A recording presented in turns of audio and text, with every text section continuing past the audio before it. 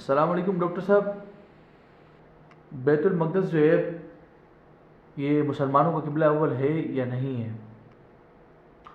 وعلیکم السلام۔ علامہ صاحب، بات اصل میں یہ ہے کہ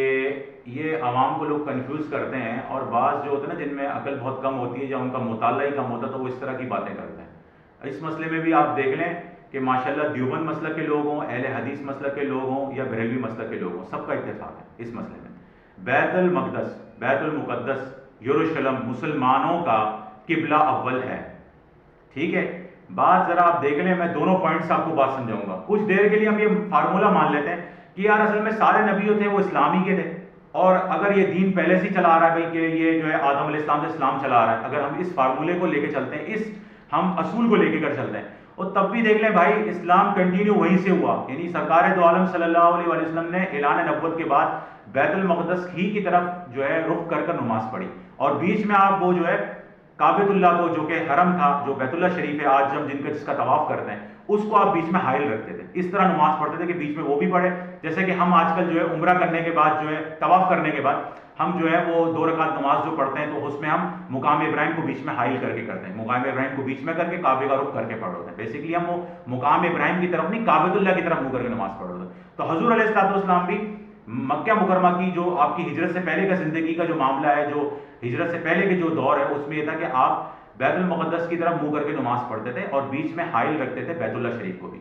ٹھیک ہے؟ اب سوال یہ ہے،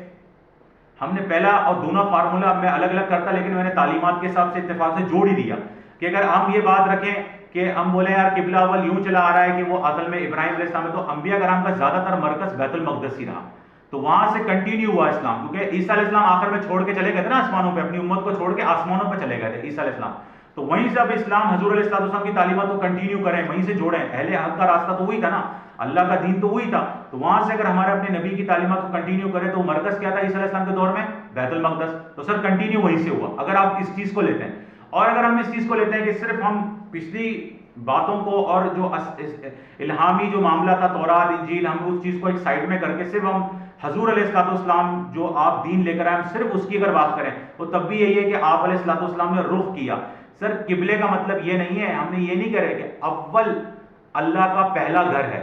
ہم یہ نہیں کہہ رہے، ہم بیت المقدس کو کہہ رہے ہیں قبلہ اول، تو قبلہ اول اور بیت اللہ اول ہونے میں فرق ہے، یعنی کہ وہ اللہ کا پہلا گھر نہیں ہم کہہ رہے ہیں، ہم کہہ رہے ہیں رخ قبلہ، اس کی طرف منہ کر کے نماز پڑھنا، مرکز ہمارا وہ ہم نے بیت المقدس سے سٹارٹ لیا حضور علیہ السلام نے، اور پھر آپ علیہ السلام معراج میں بھی تشریف لے گئے، وہاں پر تو آپ نے انبیاء کرام علیہ السلام کو جو